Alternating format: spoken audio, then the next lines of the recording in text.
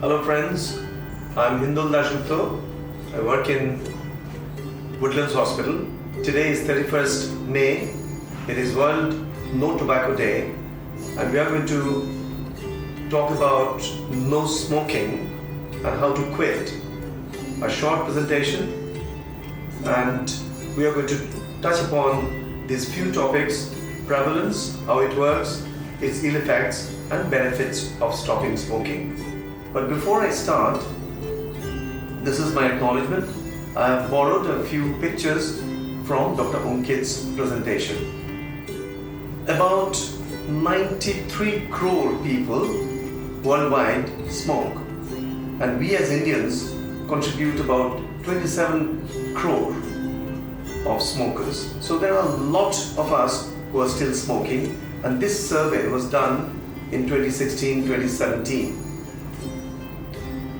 But then, what is so bad in smoking? So in order to know that, let's find out how smoking works.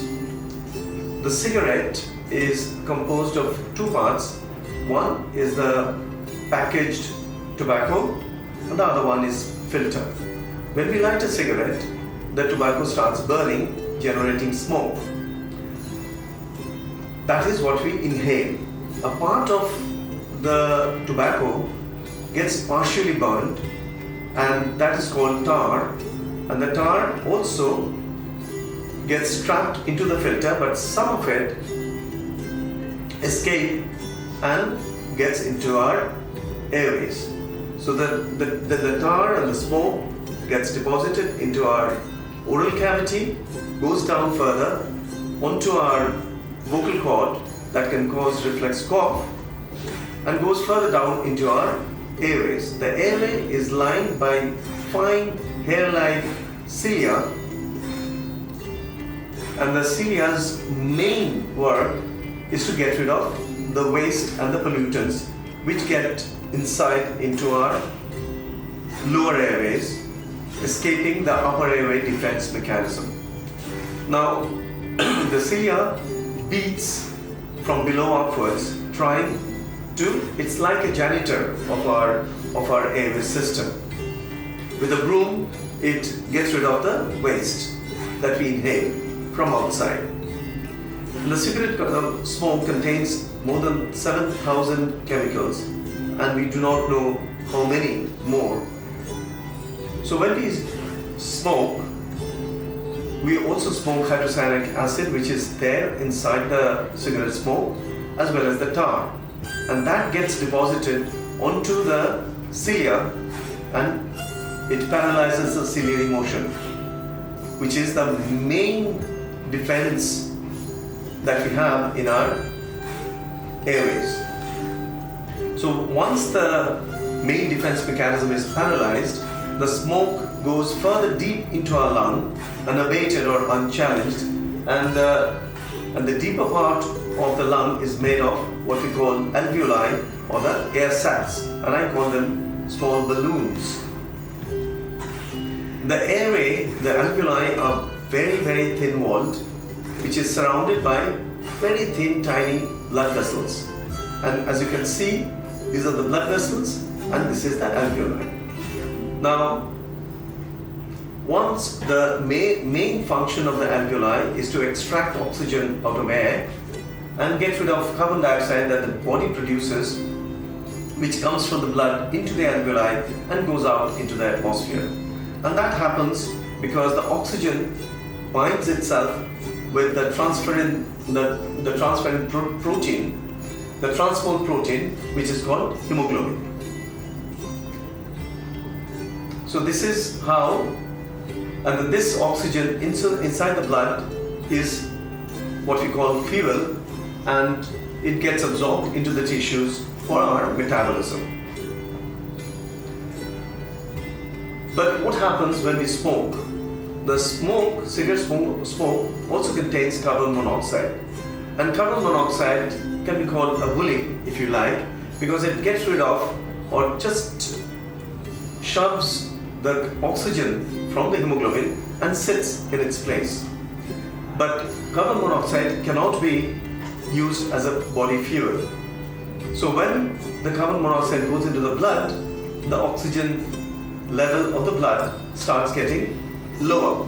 And once this starvation of oxygen happens, the cell starts producing what we call cytokine, the inflammatory chemicals. And this inflammation then starts. This inflammation also affects the inner lining of the airways, which produces mucus. And once the mucus production starts, it also occludes partially the airways, and therefore the smoker starts having difficulty breathing at a later date.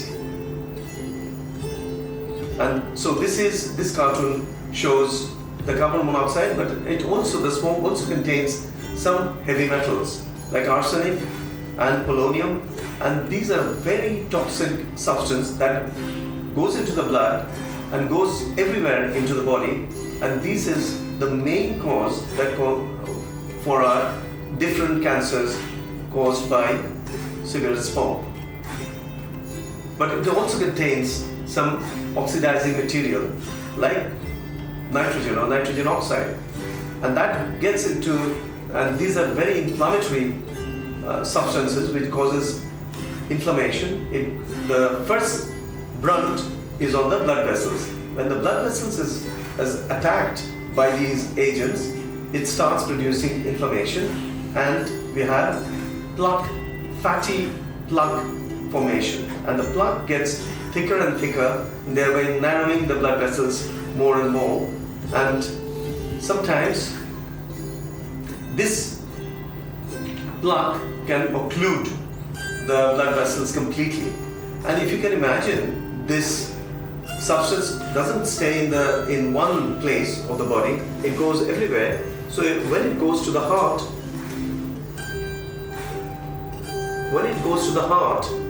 it causes occlusion of the heart vessels. That is heart attack.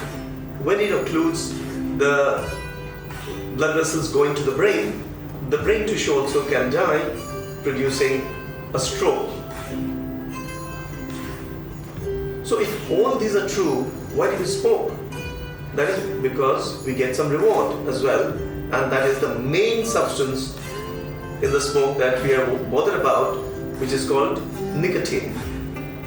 And nicotine is a very powerful drug, and this can reach the brain in between 7 and 10 seconds into your brain. And how does it work? The nicotine is carried in the blood into the brain, where there are plenty of nicotine receptors.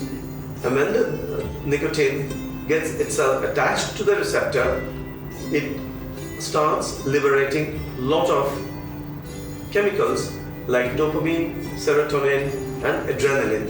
And that gives us that feeling of elation, relaxation, and sometimes we are more alert and can focus onto whatever we are doing. However, whenever there is smoke, the nicotine, it also generates more and more nicotine receptors, and we get tolerance to the effect of smoking. And therefore, when I used to smoke too, and that will not give me that fix that I used to get 5 years ago, and therefore we start using more and more cigarettes. So the 2 becomes 20 in a few years. What are the ill effects of smoking? There are plenty, and these are a few of them. The cardiovascular disease, as I mentioned, you can have heart attack, but also all the blood vessels get narrowed, and so we call it peripheral vascular disease. You will see some smokers, they have difficulty walking because of the pain the moment they start walking. Malignancy, and you will be surprised to know that about 12 kinds of malignancy are directly attributable to our smoking. Pulmonary disease, a COPD, as we all know, is caused mostly because of smoking. Infections, all kinds of infections are more in patients, in persons who smoke, including influenza. The type 2 diabetes is thought of being caused by smoking, cigarettes. It is more in smokers. Osteoporosis and hip fracture is well-known complication of smoking. Reproductive disorder in pregnancy, we all know that doctors ask us not to smoke because of a lot of side effects onto the baby. There is growth retardation. There are several other side effects as well. Peptic ulcer disease, for instance, it is a direct toxin. The acid liberation is more, but also if I am a smoker and if I have peptic ulcer disease, it takes much longer for me to heal that ulcer. Periodontal disease, we talked about tar depositing into our gum and teeth and oral cavity, and it causes a lot of side effects, including oral or mouth cancers.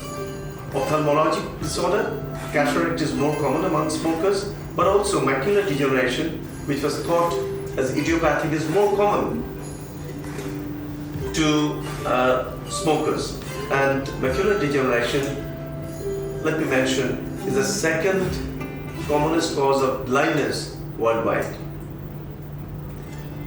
This is, I am showing just to emphasize that females are more vulnerable to cigarette smoke than males.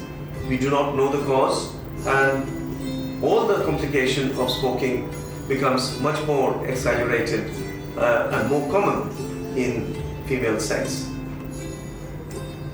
Women and lung cancer. Now, if you list of all the cancers in women in India, the lung cancer in Indian women ranks 7th among smokers. Women's death rates due to lung cancer have risen by 600% worldwide since 1950, and about 90% of lung cancers are directly attributable to smoking. What about the non-smoking tobacco, like chewing tobacco, like snuff? They also contain many carcinogens, so beware of non-smoking tobacco as well. What are the benefits of stopping smoking? Why should I stop smoking? It starts from really minutes to hours, the benefits. But within one year, risk of coronary disease becomes half than that of a smoker. Within 2 years, heart attack risk drops to near normal. Within 5 years, lung cancer death rate on an average becomes half. Stroke risk is reduced considerably. Risk of mouth, throat and esophageal cancer becomes half. So there is benefit. What about 10 years of no smoking? Lung cancer death rate becomes similar to a person who does not smoke. The precancerous cells starts regenerating, and therefore the cancer risk goes down. What about 15 years? Coronary vascular disease risk is almost same as a person who has never smoked. So there is reason why we should stop smoking. In the end, all I can tell you that if you are thinking of giving up smoking, you are already halfway there, and we can help you. Thank you, and happy quitting.